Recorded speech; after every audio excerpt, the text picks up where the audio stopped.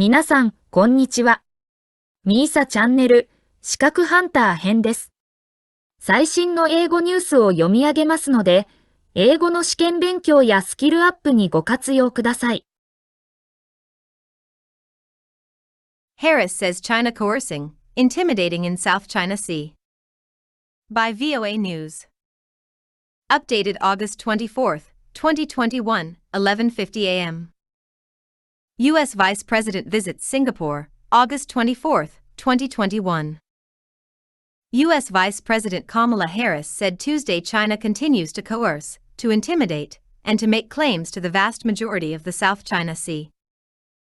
Speaking during a visit to Singapore, Harris said China's actions continue to undermine the rules-based order and threaten the sovereignty of nations. U.S. President Joe Biden's administration has made countering Chinese influence a key part of its foreign policy.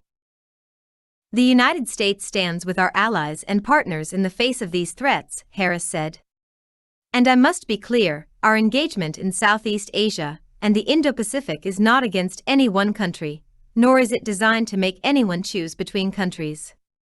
Instead, our engagement is about advancing an optimistic vision that we have for our participation and partnership in this region.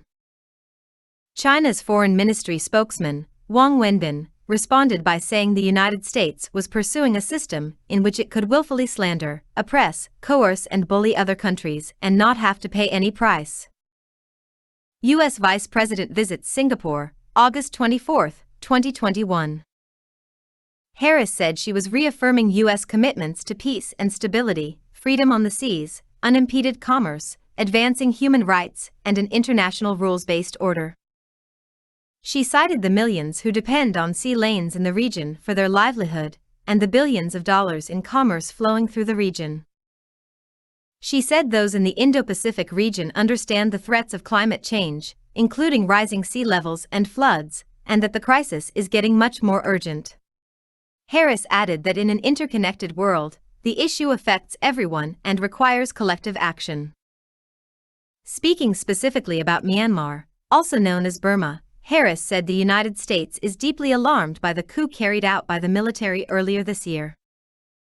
We condemn the campaign of violent repression, and we are committed to supporting the people there as they work to return their nation to the path of democracy. And we hope that the nations throughout the Indo-Pacific will join us in that effort, she said. Harris also took part Tuesday in a roundtable discussion about supply chain resilience and cooperation. Harris's flight from Singapore to Vietnam's capital, Hanoi, Tuesday was delayed because of a report of a recent possible anomalous health incident in the city, according to the U.S. Embassy in Hanoi. After careful assessment, the decision was made to continue with the vice president's trip, the State Department said. Harris will be the first U.S. vice president to visit Hanoi. The U.S. State Department has often used anomalous health incidents to refer to an illness that has stricken dozens of U.S. diplomats, commonly known as the Havana Syndrome.